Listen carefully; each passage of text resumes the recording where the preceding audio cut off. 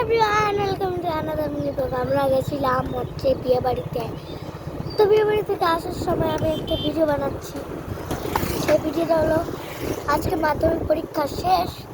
এই যে দেখো কত টুকলি, সামনে আরও আছে, তোমাদের দেখাবো। Right right.